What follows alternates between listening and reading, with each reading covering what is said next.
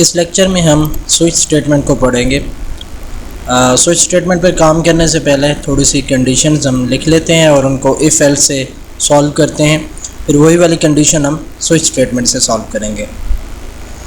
For example मेरे पास 4 user हैं, अब्दुल, जीत, हसनैन और मुआविया। 4 यूज़र मेरे पास हैं, इनके डिफरेंट डिजिग्नेशंस हैं। मसलन अब्दुल जो है वो ग्राफिक डिज़ाइनर है,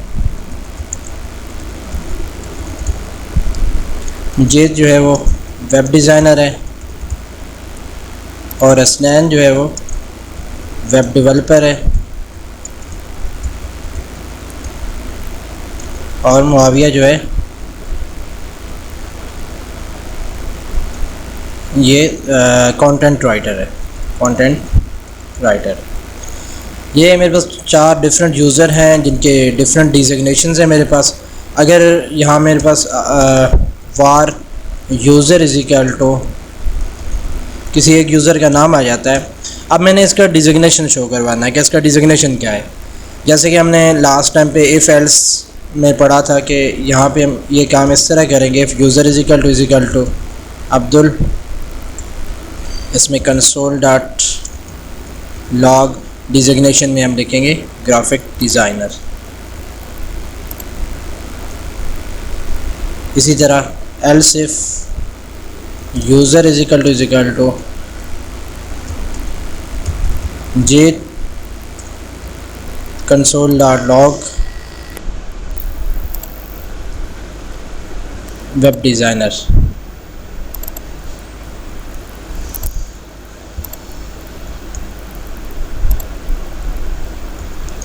नेक्स्ट हमारे पास else if user is equal to Hasnain, console dot log web developer. और लास्ट पे हमारे पास है एल्स, लेकिन अभी भी हम कंडीशन लिखेंगे क्योंकि हमारे पास ये कंटेंट राइटर है। तो else if user is equal to Muawiya, फिर हम करेंगे console dot log content writer.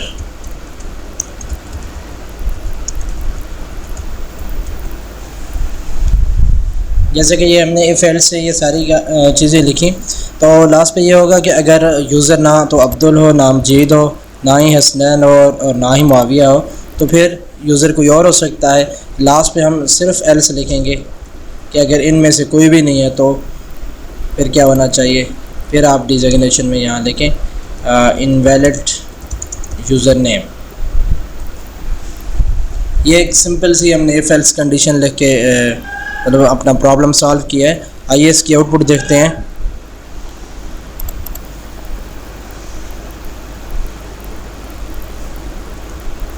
ये आपके सामने स्क्रीन आ गई, आप इंस्पेक्ट एलिमेंट करें, कंसोल पे जाएं, तो ये देखें ग्राफिक डिज़ाइनर जो भी यूज़र था वो डिस्प्ले हो गया। और अगर यूज़र का नाम ऐसा है जो भी ABC भी से आप साथ लगा दें, तो फिर आप रिफ़्रेश करें पेज को, तो ये देखें इनवैलिड यूज़र नेम आ रहा है। यही काम अगर हम स्विच स्टेटमेंट से करना चाहें तो कैसे करेंगे, इसको मैं यहाँ पे कमेंट कर देता हूँ।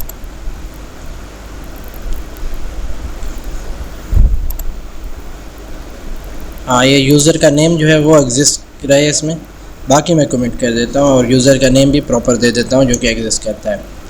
यहाँ पे मैं लिखूँगा स्विच,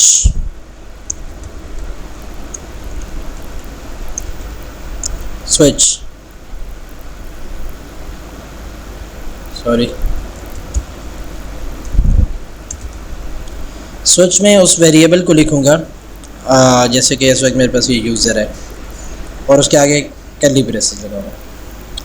ये मैंने स्विच यूज़ किया है। स्विच के आगे उस वेरिएबल को लिखा जिसकी वैल्यू के साथ मैं कंडीशंस लगाना चाहता हूँ। अब मेरे पास डिफरेंट केसेस होंगे, स्विच और केस होता है, स्विच केस स्टेटमेंट। तो केस डिफरेंट ये होगा कि केस में केस अब्दुल, मतलब अगर वैल्यू अब्दुल है तो फिर ये होना चाहिए कंसोल पे। तो यहाँ आप लिखेंगे केस अब्दुल। अगर यूज़र में वैल्यू जो है वो अब्दुल है तो फिर क्या आना चाहिए, फिर console.write console.log ये आना चाहिए। दूसरी सूरत में अगर ये केस नहीं है तो फिर हमारे पास जो केस है वो बनेगा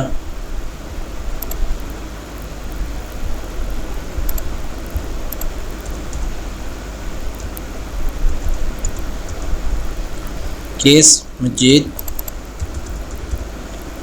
तो ग्राफिक के बजाय वेब डिज़ाइनर। इसी तरह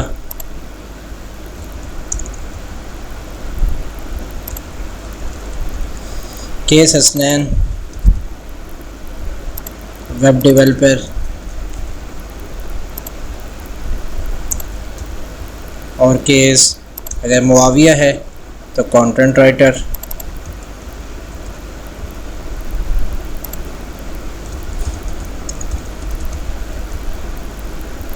ये मैंने डिफरेंट केसेस बनाए, या तो इस यूज़र में अब्दुल वैल्यू हो सकती है, या मजीद हो सकती है, या हसनैन या मुआविया। लेकिन अगर इनमें से कोई एक वैल्यू भी नहीं है, मतलब जैसे हमने यहाँ पे लिखा था इफ़ एल्स और लास्ट से हमने सिर्फ एल्स लगाया, मतलब जो हमने वैल्यूज़ 4 बताई हैं, 4 कंडीशंस बताई हैं, उनमें से कोई एक भी ट्रू नहीं है, तो फिर ये लास्ट वाली इनवैलिड यूज़र नेम वाली जो कंडीशन है वो ट्रू है, क्योंकि इसके साथ एल्स में हमने आगे कुछ भी नहीं लिखा। अगर ऊपर वाली कोई भी ट्रू नहीं है तो फिर ये वाली ट्रू कंसिडर की जाएगी।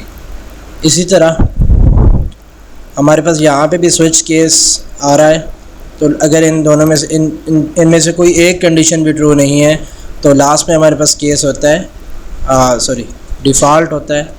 डिफ़ॉल्ट का मतलब है कि अगर ऊपर वाली कंडीशन में से, ऊपर वाले केसेस में से कोई एक केस भी ट्रू नहीं है तो फिर आप console.log करें ऐसे ही,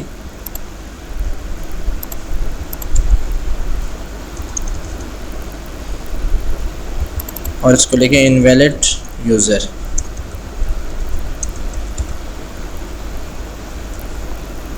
और अभी आप स्क्रीन पे आउटपुट देखें तो ये सारे आ गए, graphic designer, web designer, web developer, content writer और इनवैलिड यूज़र भी आ गया। असल में जब हम स्विच केस स्टेटमेंट यूज़ करते हैं तो फिर हमने एक केस पूरा होने पे कि अगर ये वाला केस है तो आपने कंसोल पे लॉग करना है ग्राफिक डिज़ाइनर, और उसके बाद फर्दर कुछ और चेक नहीं करना। उसके लिए हम यहाँ पे ब्रेक लगाते हैं। ब्रेक मतलब इसको तोड़ दें, बस ये काम पूरा हो गया। और अगर ये केस ये पहले इस केस को चेक करता है, केस 2 है तो केस के नीचे जितनी भी लाइंस लिखी हुई हैं वो एग्जीक्यूट कर देगा ब्रेक तक। ब्रेक के बाद ब्रेक ऑटोमेटिकली से रोक देगी, और अगर ये केस 2 नहीं होगा तो वो ऑटोमेटिकली स्विच होकर दूसरे केस पे आएगा, दूसरा केस चेक करेगा क्या ये केस ठीक है, ये भी ठीक नहीं है, फिर तीसरे पे आएगा। तो ये 1 बाय 1 सारे केस चेक करेगा। जो भी केस ट्रू होगा उसके नीचे वाली सारी लाइंस एग्जीक्यूट हो जाएंगी। लेकिन हमने सारी लाइन एग्जीक्यूट नहीं करानी, बल्कि हमने तो सेकंड केस से पहले जो सिंटैक्स लिखा हुआ है, जैसे यहाँ पे आपके पास सामने है कि अगर केस मजीद है तो यहाँ कंसोल पे लॉग करे वेब डिज़ाइनर और उसके बाद रुक जाए, आगे ना चेक करे, तो फिर आपने यहाँ पे भी ब्रेक लगानी है। हर एक केस का कोड कंप्लीट होने के बाद आपने ब्रेक लगानी है। लास्ट इसके बाद ब्रेक लगानी नहीं है, उस लगाने की ज़रूरत भी नहीं है। उसकी वजह यह है कि ये तो डिफ़ॉल्ट है, इसके बाद तो कोई और है ही नहीं। अगर इसके बाद कोई और लाइन ऑफ कोड लिखी होती जिसको हम एग्जीक्यूट नहीं करवाना चाहते तो फिर हमें ब्रेक लगाना होगी। सेव करें और पेज रिफ़्रेश करें तो ये देखें ग्राफिक डिज़ाइनर। और इसी तरह अगर आप नाम को चेंज कर लें, ABC लगा दें साथ, जो कि इसमें एग्जिस्ट नहीं कर रहा इन नाम में से, तो आप रिफ़्रेश करें तो ये देखें इनवैलिड यूज़र। तो ये स्विच स्टेटमेंट थी, इसमें से हम इसे डिफरेंट कामों के लिए यूज़ कर सकते हैं।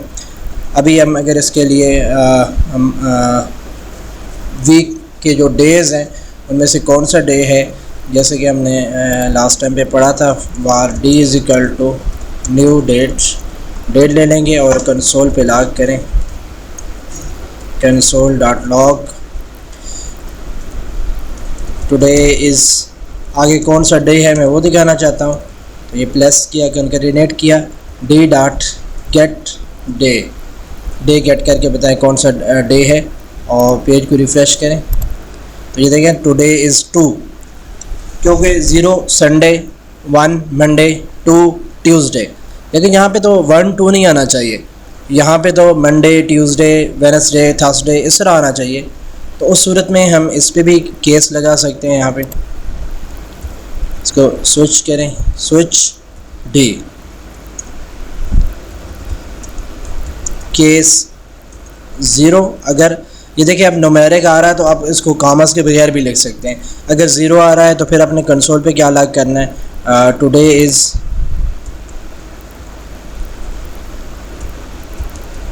संडे, और इसके बाद आपने ब्रेक कर देना है कि नेक्स्ट आपने चेक नहीं करना, बस मेरा कोड यहाँ तक कंप्लीट हो गया। और अगर 0 के बजाय 1 है, यहाँ पे 1, तो फिर ये संडे के बजाय मंडे हो जाएगा। इसी तरह अगर यहाँ पे 2 है तो यहाँ पे ट्यूसडे हो जाएगा, और यहाँ पे अगर 3 है ये वेडनेसडे हो जाएगा, और अगर यहाँ पे 4 है तो ये थर्सडे हो जाएगा, और यहाँ पे अगर 5 है फ्राइडे हो जाएगा, और नेक्स्ट अगर 6 है तो संडे हो जाएगा, सॉरी सैटरडे हो जाएगा। ये हमारे पास डिफरेंट केसेस हैं। और लास्ट पे हम डिफ़ॉल्ट लिखते हैं, डिफ़ॉल्ट